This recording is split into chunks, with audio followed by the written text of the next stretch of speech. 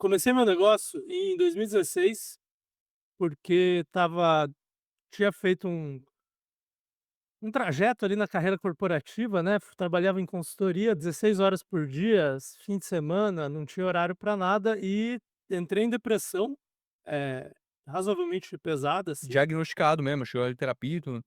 Não cheguei a diagnosticar, fiz terapia, né, mas, cara, eu não conseguia sair da cama, basicamente, assim. Conseguia sair da cama, mas não tinha vontade de viver.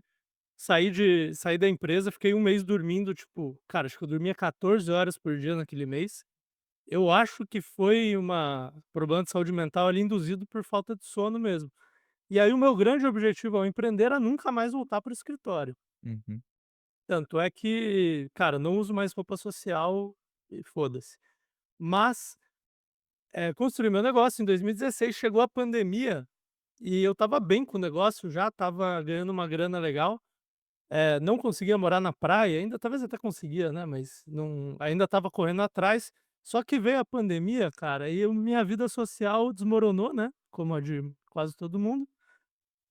E o meu cara, eu perdi o tesão pelo trabalho, acho que, sei lá, né, foi uma conjunção de fatores ali, acho que não dá para botar tudo na conta do empreendedorismo, né, ter a pandemia junto, mas eu entrei numa depressãozinha chata também, cara.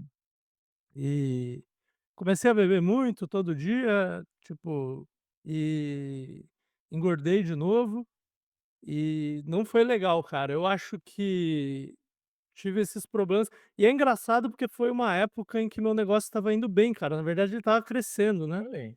Assim como muitos negócios de curso online aí durante a pandemia cresceram muito, o meu também cresceu. Caramba. Então, se você for olhar, pô, será que ele estava ansioso e deprimido por causa dos ups and downs do empreendedorismo? Ele estava inseguro financeiramente, porque o empreendedorismo é difícil nesse sentido, e não foi nada disso. Eu acho que uma das coisas que foi é que eu trabalhava só eu e meu sócio, eu era um one person business aí, como o pessoal gosta de falar, né? Inclusive eu fiz um vídeo falando sobre isso.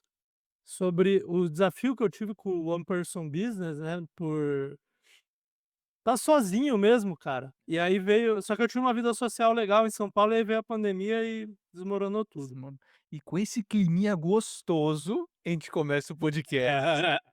E 43% das pessoas estavam ali que nem o Brunão, tô olhando para o gráfico, 43% dos empreendedores também sofreram, algum tipo de depressão durante o seu período, mas em primeiro lugar tá a ansiedade, que eu acho que é o pacote completo, né, acho que É o pacote completo, um vem com o outro, um né, vem cara. com o outro e difícil também você fala assim: "Porra, é difícil você ter um empreendedor que não é ansioso hoje". E tem É ali difícil. cara, e tem aqui É, ó, manda aí. pelo abuso de substâncias ali, né, que eu também sofri, e tenho o TDAH ali também, que eu também tenho essas questões aí, né, cara, então Nossa, o que eu fiquei sabendo, né, eu faço psicóloga até hoje, ela fala assim: "Você tem alguns sinais de TDAH, mas eu acredito que eu não tenha, mas todo mundo que tem TDAH tem ansiedade, mas não é todo mundo que tem ansiedade que tem TDAH, então eles não são faz equivalentes". sentido, faz sentido. Mas, pô, temos aí antes de tudo isso o burnout, com 23%, que também é uma característica marcantíssima, cara. Eu recentemente passei por um episódio onde uma pessoa muito próxima de mim sofreu uma crise de burnout, ansiedade, e, cara, sofreu um acidente doméstico. A gente já não abre muito isso na vida pessoal, Sua vida pessoal, né. mas foi um bagulho, assim, que aconteceu por causa de estresse de trabalho. E nem isso não era nem caso de empreendedor, pessoa funcionário mesmo que trabalha, pra você entender a pressão que tem. Mas Então, isso eu ia falar desse gráfico, cara. Acho uhum, que a gente já pode falar sobre as causas de saúde mental vamos, para empreendedores e para criadores de conteúdo, que eu acho que é até pior. né. Mas eu queria muito ter acesso a um gráfico desse para pessoas que estão na CLT, para Nossa senhora. comparar mesmo, porque eu não sei se é tão pior assim no empreendedorismo. O comportamento deve ser parecido, porque se você parar pra pensar, assim, a ansiedade é o que mais prevalece entre as pessoas, deve ser uma amostragem no mercado de trabalho. Não imagino que tenha alguma desordem, né, algum problema, ele seja maior na CLT e não seja no empreendedorismo. Pois é. Então, é difícil pensar, cara, mas quais você acha que são as causas para os empreendedores sentirem isso? Eu acho que, tentar pensar Cara, nessa causa, sabe? vamos falar da ansiedade primeiro, que é o maior, e eu acho que tem a depressão ali que é grande, mas eu acho que ela em parte vem com a ansiedade, né. Tá. Eu acho que uma coisa que talvez seja o maior que talvez seja o maior causador de ansiedade aí, que não foi o que eu passei, mas é a insegurança dos fluxos de caixa ali, né. Então quando você está na CLT, pelo menos você tem a ilusão de que vai cair todo mês o mesmo valor ali no fim. E cara, se você tiver uma carreira legal, não chega a ser uma ilusão, porque mesmo que você seja demitido, você tem o pacote de rescisão ali, você tem, eh, alguma segurança, né, geralmente. Hoje em dia com a pejotização já não sei se é bem assim, mas para o empreendedor, cara, é complicado, porque às vezes vem alguma coisa, uma pandemia, uma tecnologia nova, um concorrente novo, uma nova tendência de mercado, e o sua receita cai, e às vezes você começa a ficar no vermelho, né, que é pior do que não ganhar dinheiro. Pô, eu vou te fazer uma pergunta agora, porque consultoria própria, tá? Desliga as câmeras aqui, eu vou falar aqui com o Brunão, porque você tem muito mais tempo de estrada empreendendo do que eu, e eu fico pensando assim, uma coisa que ainda não me acostumei, é claro, eu tô 2 anos empreendendo agora, é que não vai cair um valor fixo todo mês pra mim. Isso não entrou na minha cabeça, é um negócio que eu sofro muito ainda. Quanto tempo demorou pra você virar essa chavinha, se você virou essa chavinha em algum momento? Cara, a minha trajetória foi assim, eu comecei prestando serviço, então eu tinha uma renda relativamente estável, no ramo que eu estava, você tinha alguns meses ali que eu não ganhava dinheiro, tipo dezembro.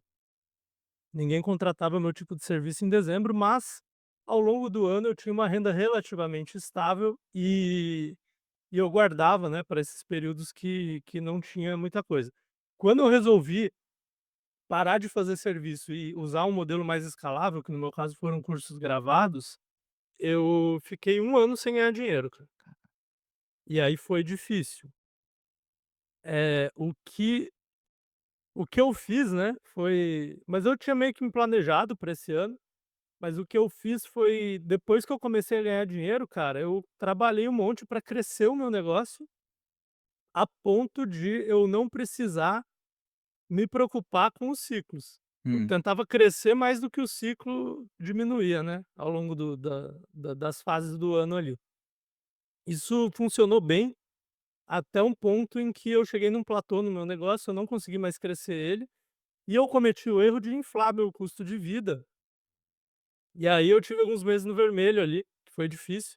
Teve uma crise no meu mercado ali, no meu nicho por uns 6 meses de contratação, e foi difícil, cara, eu tive que usar reserva, e agora tá voltando. Eu acho, cara, que o jeito de lidar com isso é, primeiro, no ponto que você tá, foca em crescer rápido. Eu acho que a gente já conversou sobre isso, mas eu acho que você está bem posicionado para conseguir crescer mais rápido do que, às vezes, até o nosso cérebro está acostumado do que é o normal, sabe? Que a gente pensa, normal para uma empresa é crescer 20, 30% ao ano ali. Só que a minha tese é que esse crescimento para pequenas empresas, ele acontece em fases, né? Então, você ficou um tempo construindo uma base legal.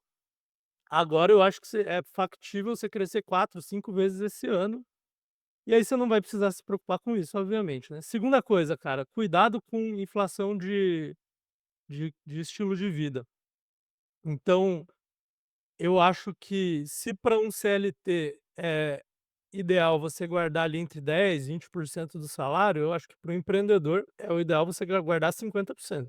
É. Principalmente se você conseguiu crescer muito, né. Uhum.